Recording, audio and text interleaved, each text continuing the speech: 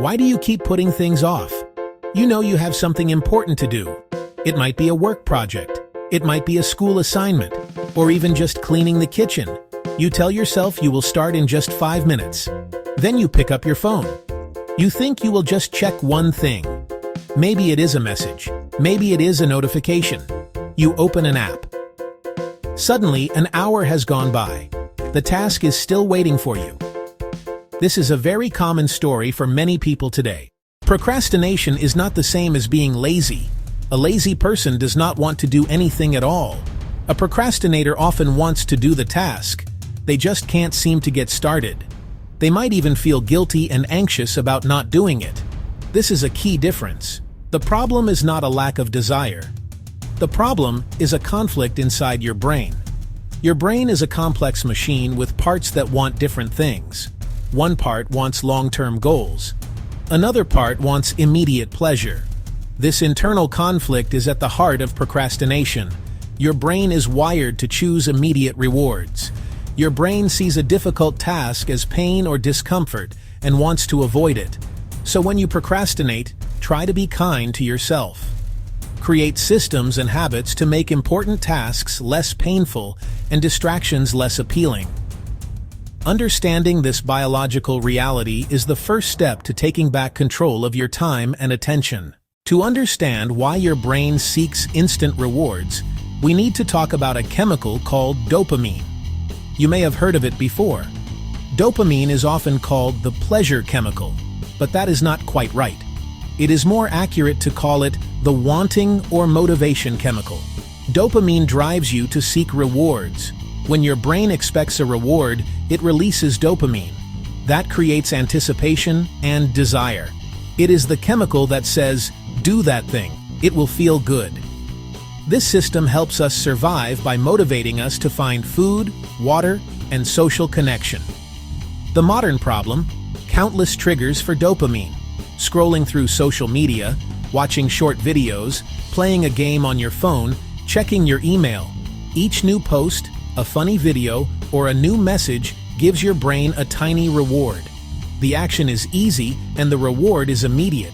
That creates a powerful feedback loop. Your brain learns these simple actions lead to a good feeling, so it tells you to do them again and again. Now compare a big task: writing a book, learning a new language, building a business. These take time and effort. The reward is far in the future, not immediate. So the dopamine system doesn't activate the same way. Your brain looks for shortcuts to feel good. It steers you toward reliable, quick dopamine hits. This isn't your fault.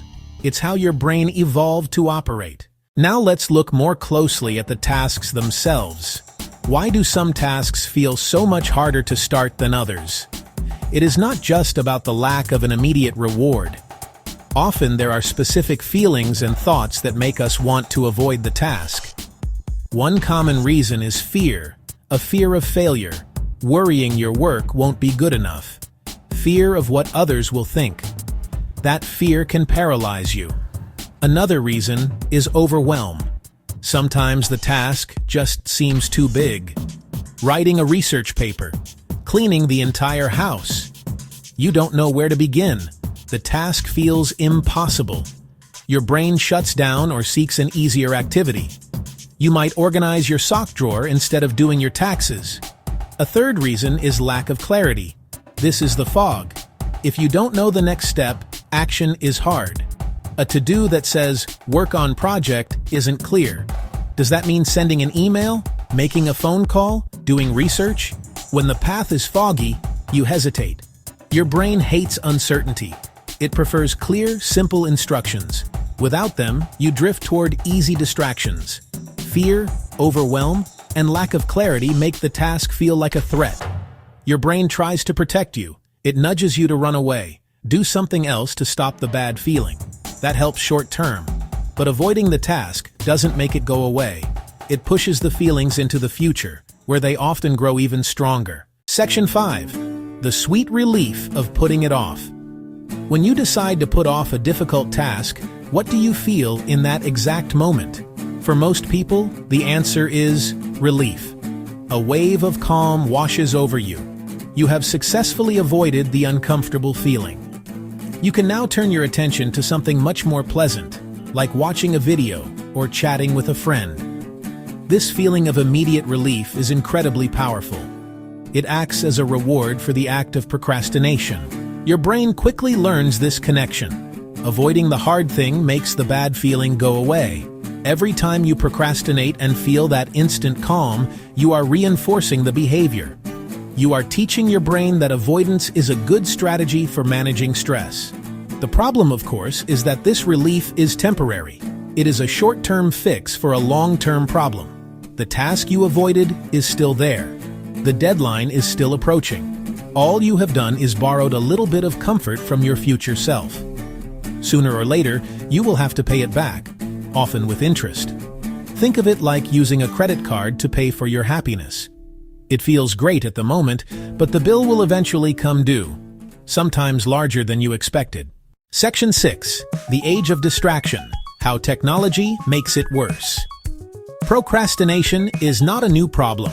People have been putting things off for centuries. However, our modern technological environment has made the problem much, much worse. We live in an age of unprecedented distraction. These devices are powerful tools, but also portals to an endless universe of entertainment and interruption. They have been specifically designed to capture and hold our attention for as long as possible. Think about the design of your favorite app. Infinite scroll means you never run out of content. There is no natural stopping point. Notifications pop up at all hours, pulling you away from whatever you are doing. Videos often autoplay, starting the next one before you can think about it. These features are not accidents. They are carefully engineered to keep you engaged. They are experts in using the brain's dopamine system to their advantage. This is not a secret conspiracy. It's a business model that profits from your attention. More time on an app means more ad revenue. This creates an environment where distraction is the default setting. It takes conscious effort to not be distracted. In the past, you had to find ways to procrastinate. Today, a world of distraction is just a single tap away. The competition for your attention is fierce, and the important work often loses. This doesn't mean technology is evil. It means we need to be more mindful. We cannot rely on willpower alone. We need systems to protect our attention and be more intentional about our habits. The short-term relief of procrastination might feel good, but the long-term costs can be very high. When you put off a task until the last minute, you create a pressure cooker for yourself.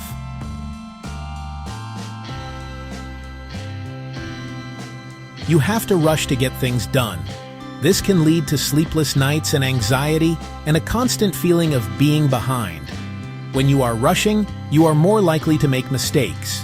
You don't have time to think deeply, revise, or do your best.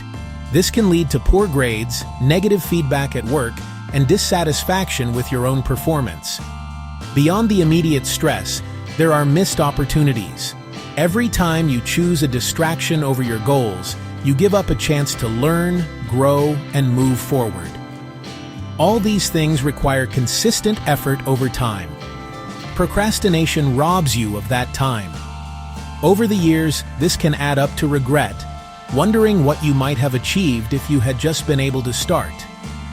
Chronic stress from procrastination can impact your health, weaken your immune system, disrupt sleep, and contribute to other problems. It can strain relationships if you are always late, breaking promises, or stressed. Guilt and shame can further fuel the cycle. You avoid tasks because you feel bad, and then feel bad because you avoided them. It is a quiet, creeping cost, the slow erosion of your potential, one distracted hour at a time. The real tragedy is not just unfinished tasks, it's the unlived life, the person you could have become. The good news is that you can break the cycle of procrastination. One of the most effective strategies is to start small, very small. Make the first step so easy you cannot say no. Open a new document and write one sentence. If you need to clean, start with one dish. This 2-minute rule lowers the mental barrier to starting. Make your tasks crystal clear. Break the big, scary project into small, concrete actions. Instead of do my taxes, list, find receipts, print forms, fill in personal information. Each step is manageable. Using a timer can help. Work for just 25 minutes. Focus fully, then take a short break. The promise of a break makes work less intimidating. Once you start, momentum builds more than you expect. Finally, focus on progress, not perfection. Give yourself permission to do a bad first draft. You can improve it later. Celebrate small wins. Every sentence, every email, every tiny step is a victory.